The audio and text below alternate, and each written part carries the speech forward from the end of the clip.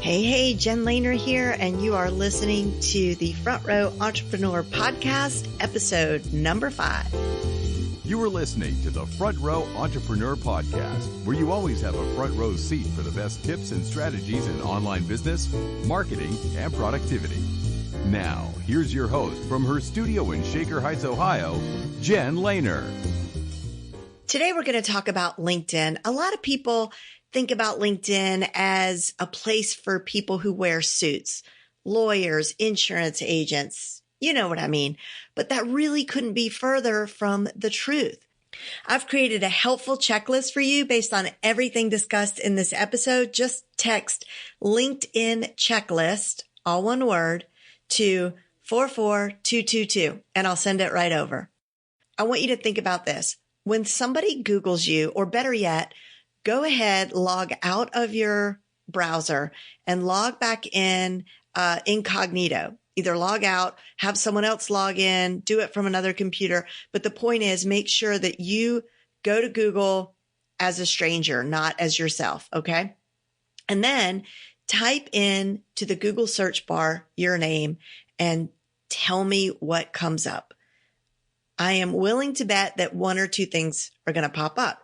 It's either going to be your LinkedIn profile, if you have a LinkedIn account, or your Facebook profile. And guess what? Even if you are not active on LinkedIn, even if you are not active on Facebook, those two things are likely going to be the first two that pop up. So what I recommend to everybody who's on social media is that if you have opened up an account somewhere, even if you're not active there, if you're going to keep that account open, you need to make sure it looks as good as it can, right? Because you may want people to come on over and Google you and then land on the website that you just spent $20,000 creating. But unfortunately, they're going to land where they land, right? And you only get that one, or I should say 5 to 6 seconds to make a great first impression. And the good news is it's so very easy to do this on LinkedIn. And I'm going to give you some great tips to help you do this really well and pretty quickly. Okay. First of all, you want to make sure that you have all-star status on LinkedIn. And all that means is that you have completed your profile. And the great thing is LinkedIn will let you know what's missing in order for you to achieve this all-star status. And another question I get asked a lot is if I use the paid version of LinkedIn. I don't. I get everything I need from the free account. But if you're a recruiter or someone who needs to use LinkedIn a lot to do business, then it might be worth it for you to explore the paid option. For me, it works fine to use the free version. So getting all-star status. First of all, let's talk about your summary. What a lot of people do in their summary is they make it, first of all, they do it in the third person, like the old-fashioned way, the way that you write a resume, and it's really dry. And it would say like Jennifer Lehner achieved her degree in sociology from the College of Charleston and then pursued blah, blah, blah. Boring. Even if you are a rocket scientist, nobody wants to read all that. Nobody has time. So don't bore people. That's like number one. And you'll see a lot of that. So you want to actually write your LinkedIn profile in the first person. It's so much more interesting that way. Secondly, think about telling a story. So you can absolutely get creative, right? I've seen people start from their earliest days of collecting baseball cards and providing links throughout the story that will enhance the story that much more, right? So I grew up in a small town in Kansas. So maybe you can hyperlink the phrase small town in Kansas to go to, I don't know, that town's chamber of commerce or your favorite donut shop or whatever, but you could get really creative here. The other thing is don't have one giant chunk of text. It's very off-putting for all of us really to see a daunting amount of copy. So you want to have break up your text with a white space or even bullets. Bullets are great. And think about having a section that is who I am, who I can help, what I do, like really, really direct. So as people are reading it, they could say, oh yeah, she's for me, or he's not for me.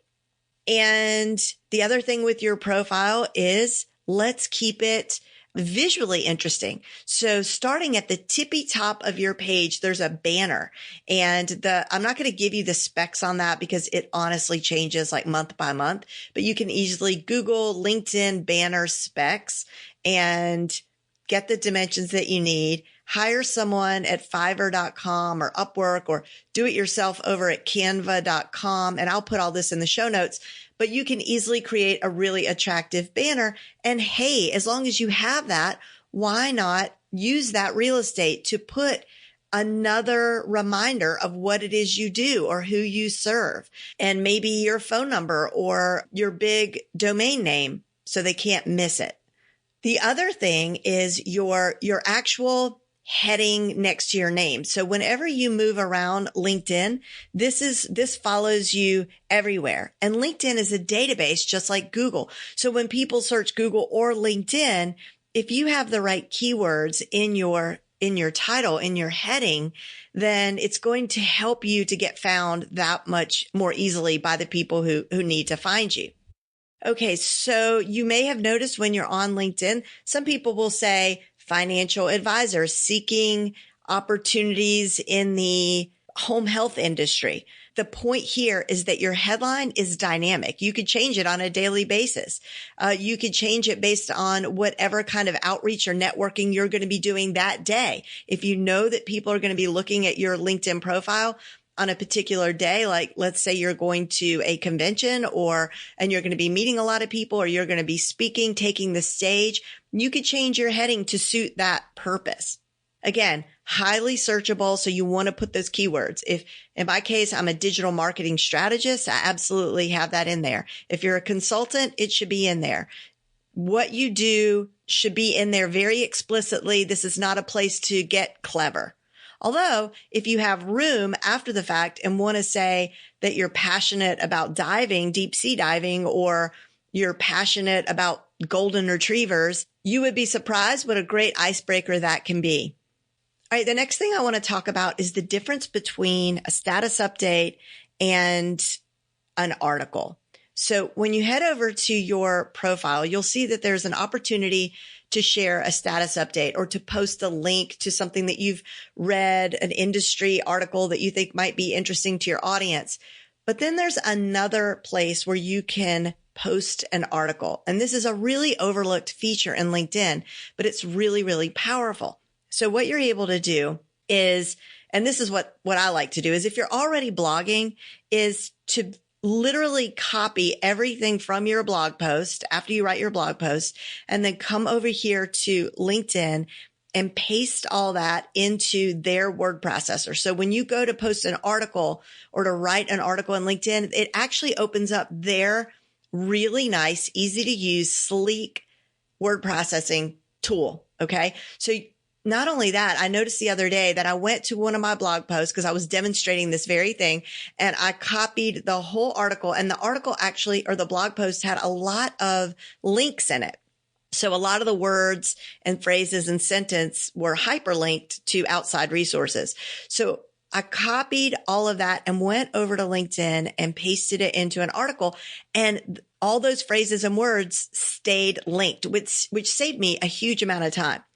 In these articles, you can put all sorts of rich media, photos, GIFs, which are those animated pictures, slide decks, video. Really, you can put anything in there. You can put anything that's embeddable, like with an iframe. You can also embed as well. So they look very good. They look very professional without a lot of work, a lot of extra work.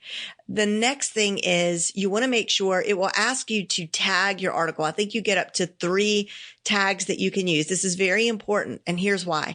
If LinkedIn thinks that your article is relevant to a larger audience, using their publishing program called Pulse, they will share it out with the hashtags or the groups who follow the topics that you tagged.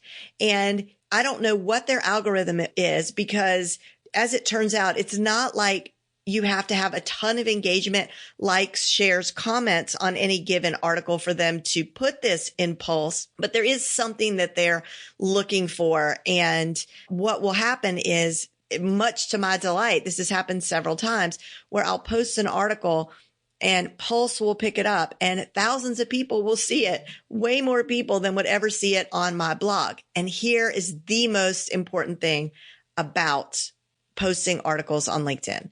The minute that you post an article on LinkedIn, all of your connections are notified. This does not happen when you just do a status update. So this is huge. They're going to get a notification that you just published an article. So if you do this consistently, and that's really the key, you guys, with everything that we do online, is that if you pick a lane and be consistent, and you're guaranteed to see great results. And lastly, I want to talk about another very overlooked, powerful feature on LinkedIn, and that's because it's relatively new, and that is video.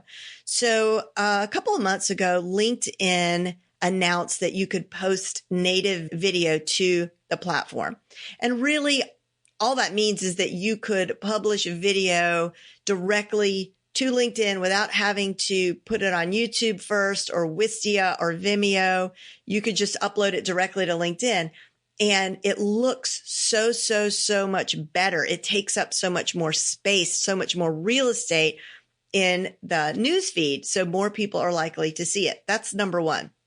Number two is this is likely a precursor to LinkedIn having live streaming on the platform.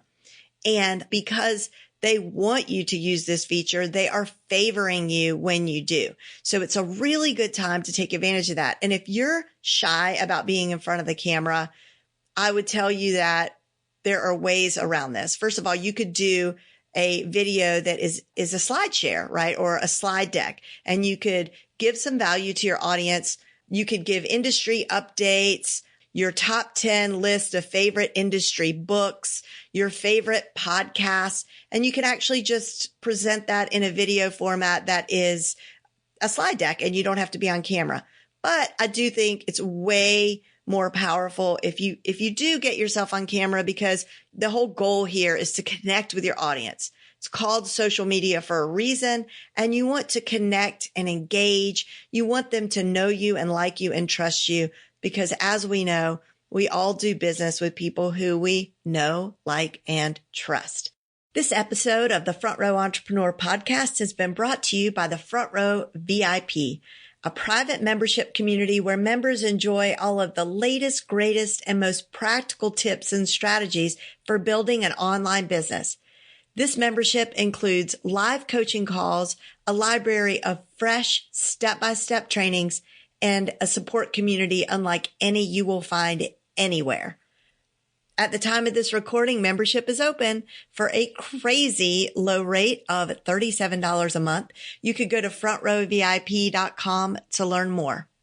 I've created a helpful checklist for you based on everything discussed in this episode. Just text LinkedIn checklist, all one word, to 44222, and I'll send it right over.